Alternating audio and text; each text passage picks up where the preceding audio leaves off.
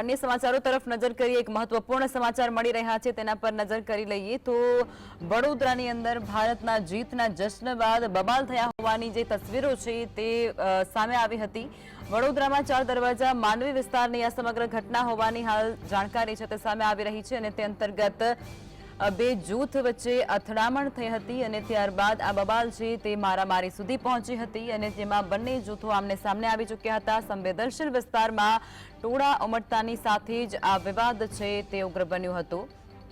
ત્યારે જશ્નના માહોલમાં ક્યાંક રંગમાં ભંગ પડતો હોય તેવું પણ આ તસવીરો ઉપરથી સ્પષ્ટપણે દ્રશ્યમાન થઈ રહ્યું છે। વડોદરાની આ તસવીરો છે। વડોદરામાં ભારતના જીતના જશ્ન બાદ બબાલ થઈ અને જેમાં આજે બબાલ છે તે મારામારી સુધી પહોંચી, જેમાં બે જૂથો આમને સામને આવ્યા હતા અને ત્યારબાદ આ જે ઘટના છે તે મારામારીમાં પરિવર્તિત થઈ હતી। વડોદરાની અંદર બે જૂથો વચ્ચે અથડામણનો આ બનાવ છે તે ભારતના જીતના જશ્ન મનાવતી વખતનો હોય તેવું પણ સામે આવી રહ્યું છે। સંવેદનશીલ વિસ્તારની અંદર ટોળા ઉમટ્યા બાદ આ વિવાદ સર્જાયો હતો। સંવાદદાતા રૂપેશ જોડાઈ ચૂક્યા છે।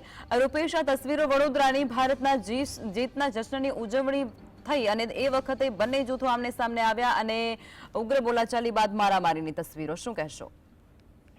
ચોક્કસ જે રીતે ચેમ્પિયન્સ ટ્રોફીની અંદર ભારત અને ન્યુઝીલેન્ડ વચ્ચે ફાઇનલ મુકાબલો હતો, મુકાબલામાં ભારતનો વિજય થયો, ત્યારબાદ અચાનક 4 દરવાજા વડોદરાના 4 દરવાજા વિસ્તારમાં લોકો ઉજવણી કરતા હતા। દરમિયાન ટોળા અગમ્ય કારણોસર આમને સામે આવી ગયા અને છૂટા હાથથી મારામારી થઈ। ખરેખર મારામારી કેમ થઈ એ મોટો સવાલ છે, કારણ કે એક તરફ લોકો ઉત્સાહ મનાવી રહ્યા હતા, ભારતના વિજયને મનાવી રહ્યા હતા અને અચાનક આ પ્રકારની મારામારીને પગલે રંગમાં ભંગ જરૂર પડ્યો હોય તો એ વાત છે।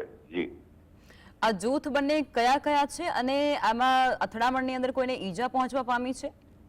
નહીં, આ કોઈ જૂથ નથી। આ ટોળા વચ્ચે ટોળા અચાનક જ અંદર નાચવા બાબતે ક્યાંક કોઈ કારણોસર લડ્યા હતા। પોલીસે તેઓને વિખેરી નાખ્યા છે। રાતે જ વિખેરી નાખ્યા હતા ટોળાને, કારણ કે ટોળા મોટી સંખ્યામાં ટોળા આવી ગયા હતા। લોકો વિજય ઉત્સવ મનાવી રહ્યા હતા। અચાનક તું મેમે થઈ ગઈ ટોળા વચ્ચે અને બબાલ સર્જાઈ હતી। જી રૂપેશ, આભાર।